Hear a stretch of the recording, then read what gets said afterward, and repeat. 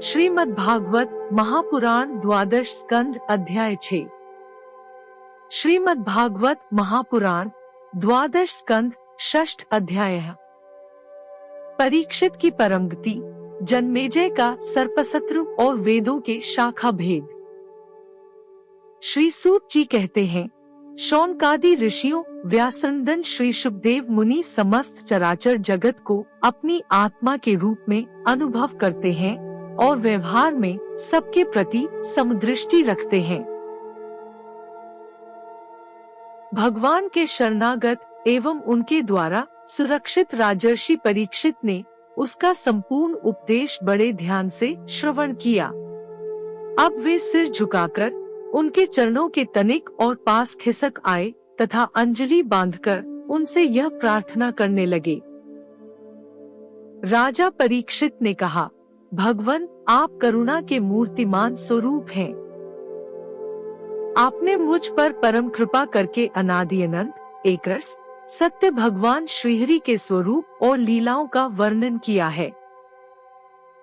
अब मैं आपकी कृपा से परम अनुग्रहित और कृतकृत्य हो गया हूँ। संसार के प्राणी अपने स्वार्थ और परमार्थ के ज्ञान से शून्य हैं और विभिन्न प्रकार के दुहकों के दावानल से दग्ध हो रहे हैं। उनके ऊपर भगवन्मय महात्माओं का अनुग्रह होना कोई नई घटना अथवा आश्चर्य की बात नहीं है। यह तो उनके लिए स्वाभाविक ही है। मैंने और मेरे साथ बहुत से लोगों ने आपके मुखारविंद से इस श्रीमद्भागवत महापुराण का श्रवण किया है। इस पुराण में पद पद पर भगवान श्रीहरि के उस स्वरूप और उन लीलाओं का वर्णन हुआ है जिसके गान में बड़े बड़े आत्माराम पुरुष रमते हैं। भगवन, आपने मुझे अभ्यपद का, ब्रह्मा और आत्मा की एकता का साक्षात्कार करा दिया है। अब मैं परम शांति स्वरूप ब्रह्मा में स्थित हूँ। अब मुझे तक्षक आदि किसी भी मृत्यु के निमित्त से अथवा दल के दल मृत्युओं से भी भय नहीं है। मैं अभय हो गया हूँ। ब्राह्मण, अब आप मुझे आज्ञा दीजिए कि मैं अपनी वाणी बंद कर लूं, मौन हो जाऊं और सात कामनाओं के संस्कार से भी रहित चित्त को इंद्रियातीत परमात्मा के स्वरूप में विलीन करके अपने प्राणों का त्याग कर दूं। आपके द्वारा उपदेश किए हुए ज्ञान और विज्ञान में परिनिष्ठित हो जाने से मेरा अज्ञान सर्वदा के लिए नष्ट हो गया। आपने भगवान के परम कल्याणमय स्वरूप का मुझे साक्षात्कार करा दिया है। सूत जी कहते हैं, शौनकादि ऋषियों, राजा परीक्षित ने भगवान श्री शुकदेव जी से इस प्रकार कहकर बड़े प्रेम से उनकी पूजा की। अब वे परीक्षित से विदा लेकर समागत त्यागी महात्माओं, भिक्षुओं के साथ वहां से चले गए। राजर्षि परीक्षित ने भी बिना किसी बाह्य सहायता के स्वयं ही अपने अंतरात्मा को परमात्मा के चिंतन में समाहित किया और ध्यान मग्न हो गए। उस समय उनका श्वास प्रश्वास भी नहीं चलता था। ऐसा जान पड़ता था मानो कोई वृक्ष का ठूंठ हो। उन्होंने गंगा जी के तट पर कुशों को इस प्रकार बिछा रखा था जिसमें उनका अग्रभाव पूर्व की ओर हो और उन पर स्वयं उत्तर मुंह होकर बैठे हुए थे। उनकी आसक्ति और संशय तो पहले ही मिट चुके थे। अब वे ब्रह्मा और आत्मा की एकता रूप महायोग में स्थित होकर ब्रह्म स्वरूप हो गए। शौनकादि ऋषियों, मुनि कुमार श्रृंगी ने क्रोधित होकर परीक्षित को शाप दे दिया था। अब उनका भेजा हुआ तक्षक सर्प राजा परीक्षित को डसने के लिए उनके पास चला। रास्ते में उसने कश्यप नाम के एक ब्राह्मण को देखा। कश्यप ब्राह्मण सर्पविष की चिकित्सा करने में बड़े निपुण थे। तक्षक ने बहुत सा धन देकर कश्यप को वहीं से लौटा दिया, उन्हें राजा के पास न जाने दिया और स्वयं ब्राह्मण के रूप में छिपकर, क्योंकि वह इच्छानुसार रूप धारण कर सकता था, राजा परीक्षित के पास गया और उन्हें डस लिया। राजर्षि परीक्षित तक्षक के डसने के पहले ही ब्रह्मा में स्थित हो चुके थे। अब तक्षक के विष की आग से उनका शरीर सबके समाने ही जलकर भस्म हो गया। पृथ्वी, आकाश और सब दिशाओं में बड़े जोर से हाय हाय की ध्वनि होने लगी। देवता, असुर, मनुष्य आदि सबके सब परीक्षित की यह परम गति देखकर विस्मित हो गए। देवताओं की दुंदुभियां अपने आप बज उठीं। गंधर्व और अप्सराएं गान करने लगीं। देवता लोग साधु साधु के नारे लगाकर पुष्पों की वर्षा करने लगे।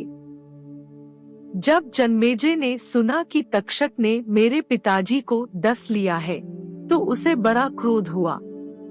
अब वह ब्राह्मणों के साथ विधि पूर्वक सर्पों का अग्निकुंड में हवन करने लगा।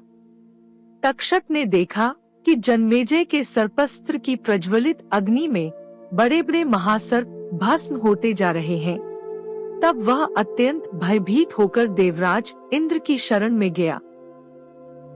बहुत सर्पों के भस्म होने पर भी तक्षक न आया। यह देखकर परीक्षितनंदन राजा जन्मेजय ने ब्राह्मणों से कहा कि ब्राह्मणों, अब तक सर्पाधम तक्षक क्यों नहीं भस्म हो रहा है? ब्राह्मणों ने कहा, राजेंद्र, तक्षक इस समय इंद्र की शरण में चला गया है और वे उसकी रक्षा कर रहे हैं। उन्होंने ही तक्षक को स्तंभित कर दिया है। इसी से वह अग्निकुंड में गिरकर भस्म नहीं हो रहा है। परीक्षितनंदन जन्मेजय बड़े ही बुद्धिमान और वीर थे। उन्होंने ब्राह्मणों की बात सुनकर ऋत्विजों से कहा कि ब्राह्मणों, आप लोग इंद्र के साथ तक्षक को क्यों नहीं अग्नि में गिरा देते? जन्मेजय की बात सुनकर ब्राह्मणों ने उस यज्ञ में इंद्र के साथ तक्षक का अग्निकुंड में आवाहन किया। उन्होंने कहा, वे तक्षक, तू मरुदगण के सहचर इंद्र के साथ इस अग्निकुंड में शीघ्र आ पड़। जब ब्राह्मणों ने इस प्रकार आकर्षण मंत्र का पाठ किया, तब तो इंद्र अपने स्थान स्वर्गलोक से विचलित हो गए। विमान पर बैठे हुए इंद्र तक्षक के साथ ही बहुत घबरा गए और उनका विमान भी चक्कर काटने लगा।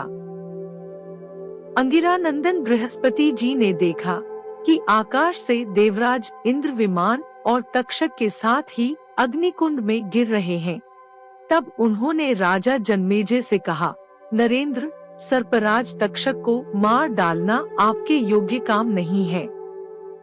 यह अमृत पी चुका है, इसलिए यह अजर और अमर है। राजन, जगत के प्राणी अपने अपने कर्म के अनुसार ही जीवन, मरण और मरणोत्तर गति प्राप्त करते हैं। कर्म के अतिरिक्त और कोई भी किसी को सुख दुख नहीं दे सकता।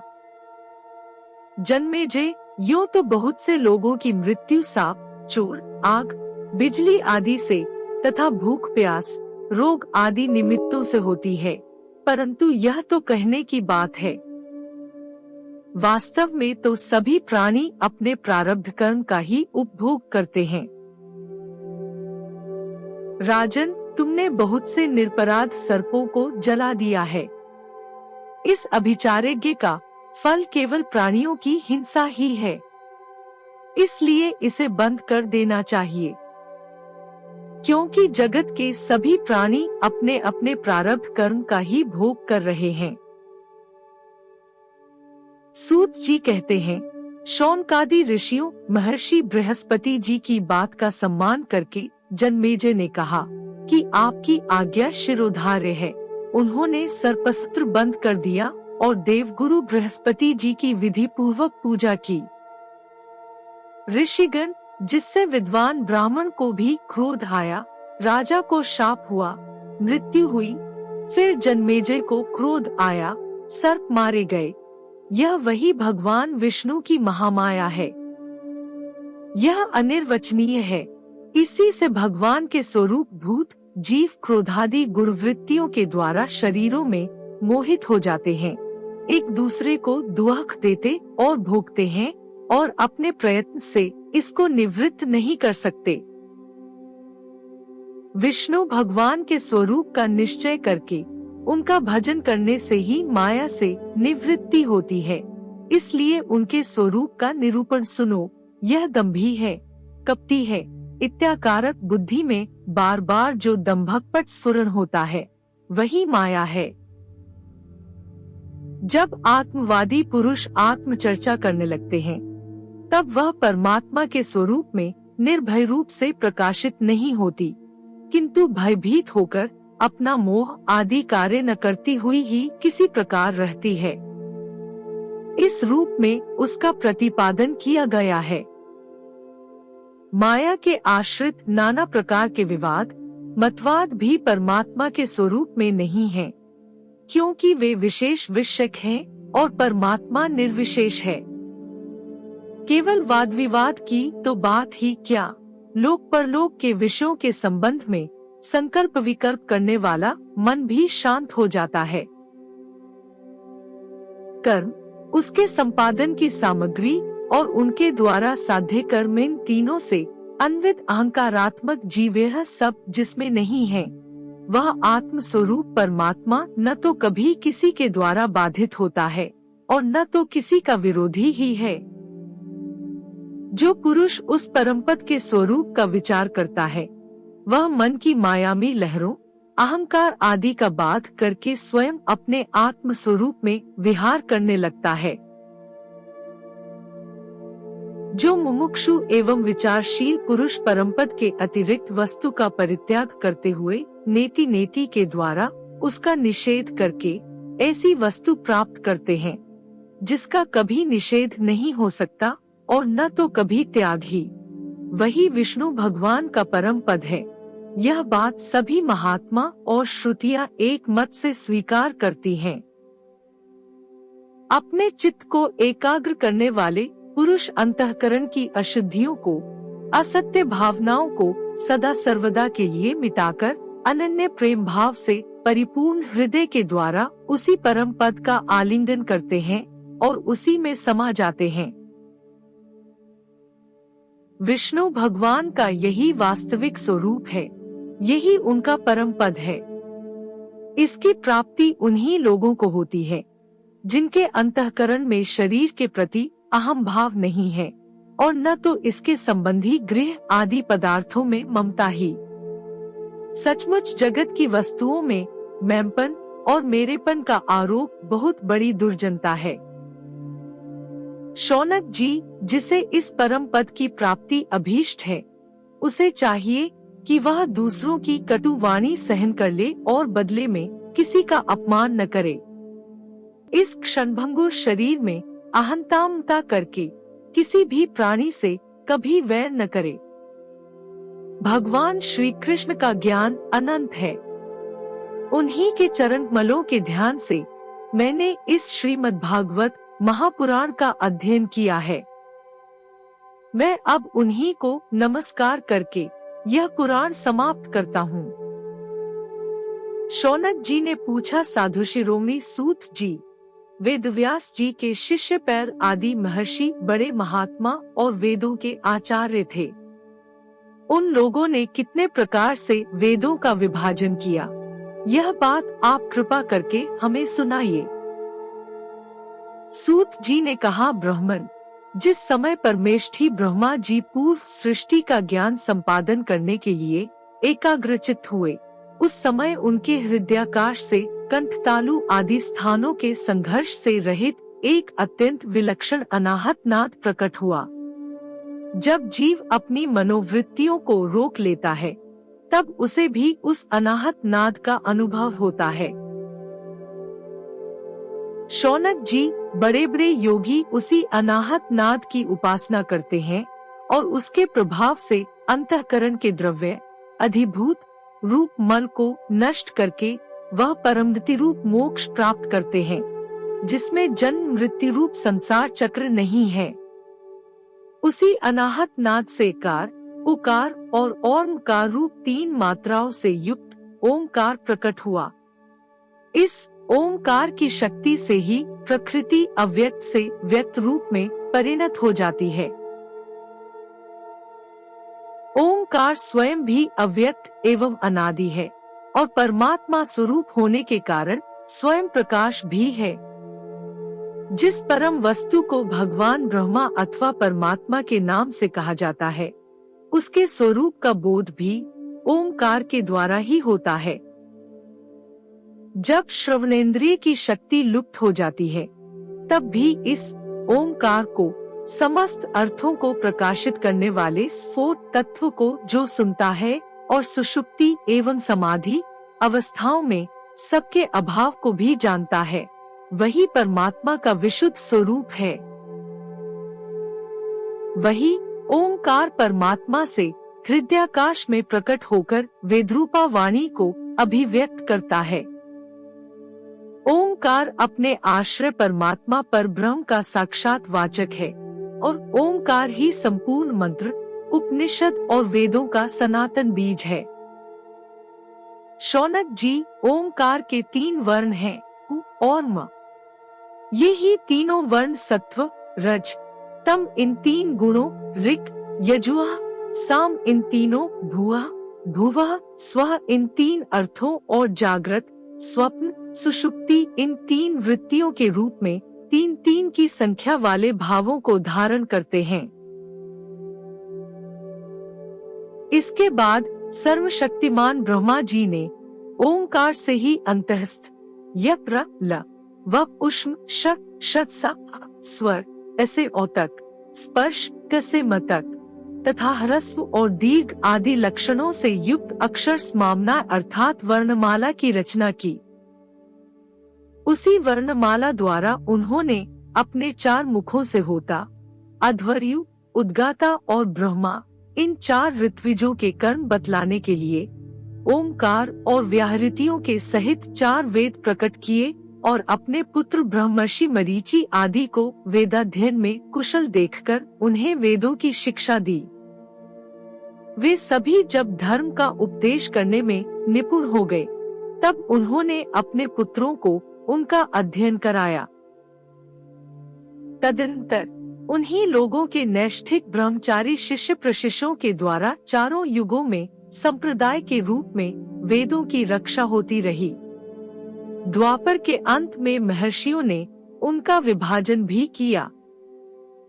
जब ब्रह्मवेत्ता ऋषियों ने देखा कि समय के फेर से लोगों की आयु, शक्ति और बुद्धि क्षीण हो गई है, तब उन्होंने अपने हृदय देश में विराजमान परमात्मा की प्रेरणा से वेदों के अनेकों विभाग कर दिए।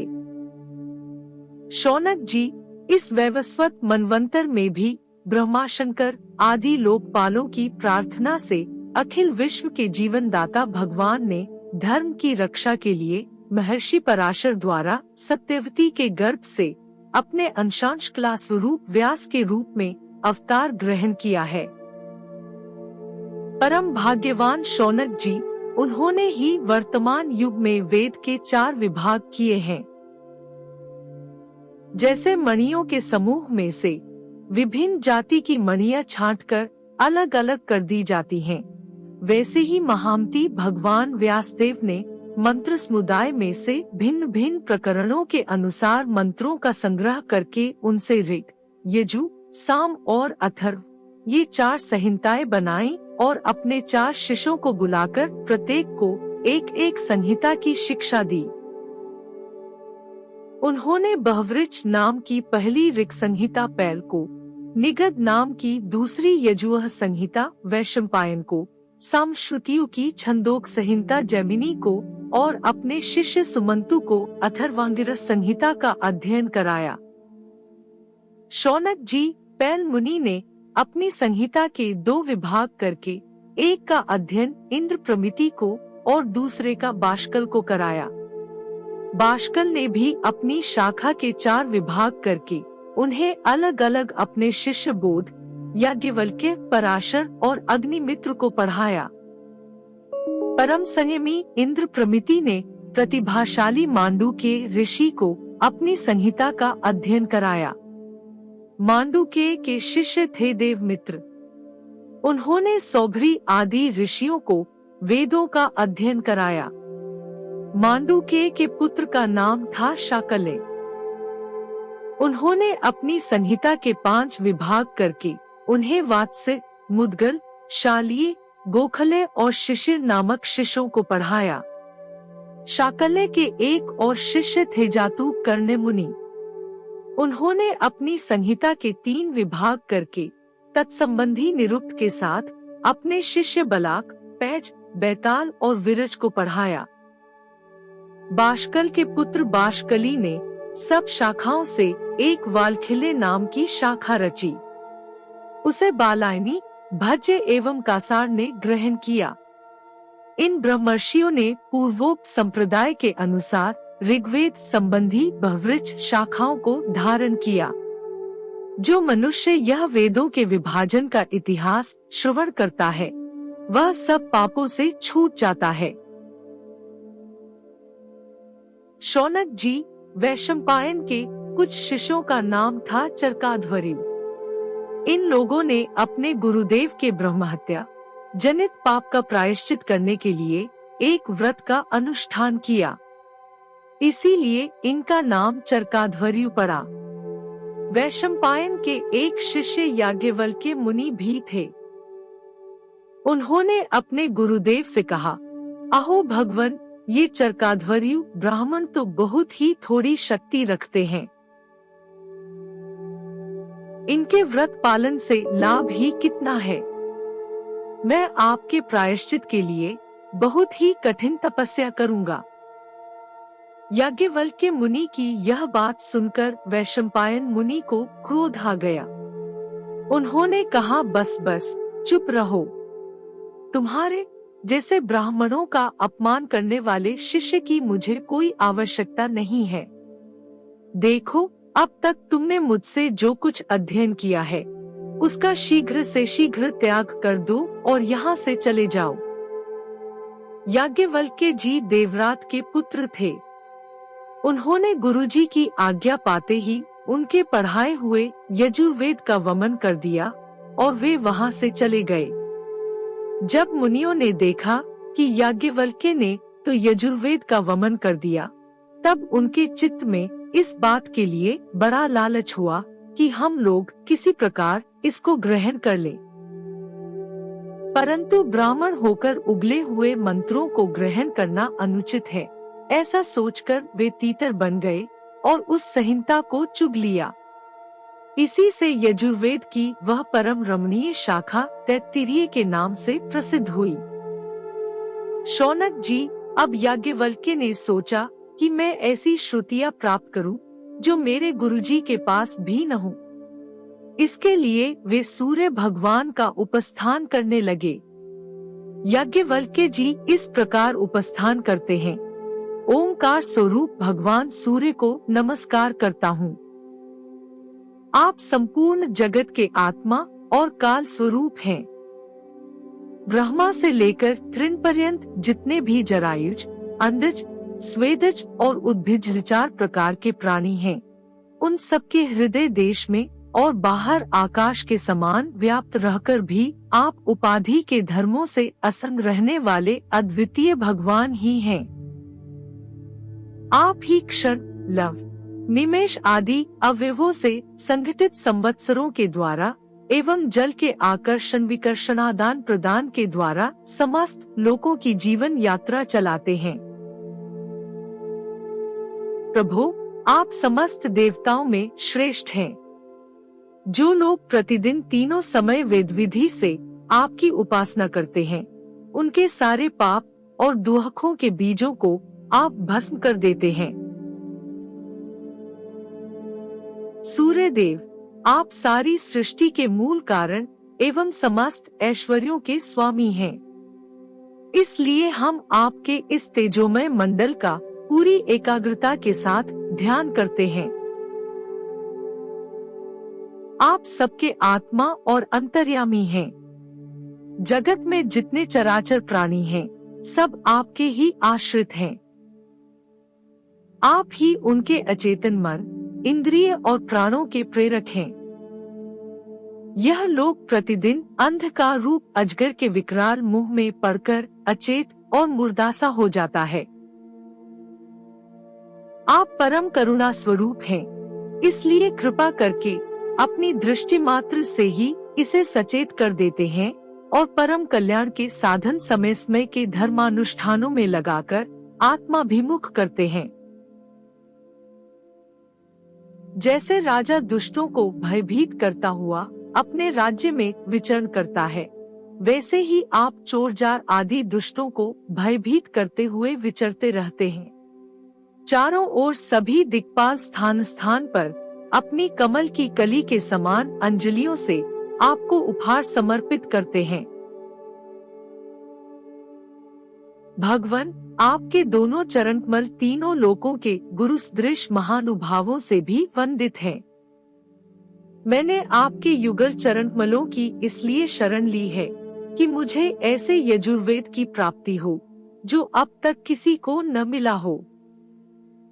सूत जी कहते हैं, शौनकादि ऋषियों, जब याज्ञवल्क्य मुनि ने भगवान सूर्य की इस प्रकार स्तुति की, तब वे प्रसन्न होकर उनके सामने अश्वरूप से प्रकट हुए और उन्हें यजुर्वेद के उन मंत्रों का उपदेश किया जो अब तक किसी को प्राप्त न हुए थे। इसके बाद याज्ञवल्क्य मुनि ने यजुर्वेद के असंख्य मंत्रों से उसकी 15 शाखाओं की रचना की। वही वाजसनेय शाखा के नाम से प्रसिद्ध हैं। उन्हें कर्म, माध्यन्दिन आदि ऋषियों ने ग्रहण किया। यह बात मैं पहले ही कह चुका हूँ कि महर्षि श्री कृष्ण वैपायन ने जैमिनी मुनि को साम संहिता का अध्ययन कराया। उनके पुत्र थे सुमंतु मुनि और पौत्र थे सुनवान। जैमिनी मुनि ने अपने पुत्र और पौत्र को एक एक संहिता पढ़ाई। जैमिनी मुनि के एक शिष्य का नाम था सुकर्मा। वह एक महान पुरुष था। जैसे एक वृक्ष में बहुत सी डालियां होती हैं, वैसे ही सुकर्मा ने सामवेद की 1000 संहिताएं बना दी। सुकर्मा के शिष्य कौशल देश निवासी हिरण्यनाभ, पौषणजी और ब्रह्मवेत्ताओं में श्रेष्ठ आवंत्य ने उन शाखाओं को ग्रहण किया। पौषणजी और आवंत्य के 500 शिष्य थे। वे उत्तर दिशा के निवासी होने के कारण औदीच्य सामवेदी भी कहलाते थे। उन्हीं को प्राच्य सामवेदी भी कहते हैं। उन्होंने एक एक संहिता का अध्ययन किया। पौषणजी के और भी शिष्य थे, लोगाक्षी, मांगली, कुले, कुसीद और कुक्षी। इसमें से प्रत्येक ने 100 संहिताओं का अध्ययन किया। हिरण्यनाभ का शिष्य था कृत। उसने अपने शिष्यों को 24 संहिताएं पढ़ाई। शेष संहिताएं परम संयमी आवंत्य ने अपने शिष्यों को दी। इस प्रकार सामदेव का विस्तार हुआ।